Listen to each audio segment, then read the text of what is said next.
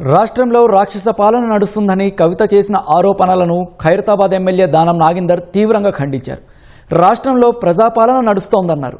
రేవంత్ రెడ్డి నేతృత్వంలో కాంగ్రెస్ ప్రభుత్వ పాలన దేశానికి ఆదర్శంగా నిలుస్తుందని తెలిపారు. కుటుంబ గొడవల కారణంగానే కవిత కొత్త పార్టీ పెట్టారని దానం నాగేందర్ విమర్శించారు. తెలంగాణలో ఒక మంచి పాలన జరుగుతుంది. మళ్ళీ వాళ్ళ అన్న మాటలు మాత్రం తీవ్రంగా పరిగణించాల్సి వస్తుంది. ఎందుకంటే ఒక రాక్షస పాలన అన్నారు. తెలంగాణలో ప్రజాపాలన జరుగుతుంది. ప్రజలకు చేరువుగా ఉండే ప్రభుత్వం జరుగుతుంది. మరి వాళ్ళు పెట్టిన ఉద్దేశం ఉంటే టార్గెట్ ఇంకోని చేయడం కరెక్ట్ కాదు. సొంత తండ్రినే రోబోలోగా మారిపోయింది అన్నాడు.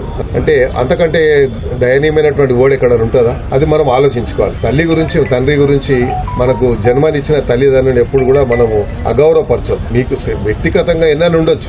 మీరు మీ సొంత సమస్యల్ని మార్కెట్కి తీసుకొచ్చారు, రోడ్డు మీద తీసుకొచ్చారు. మీ సమస్యని ఇంట్లో ఉండి పోరాడినవలసిన సమస్యని బయటికి తీసుకొచ్చారు.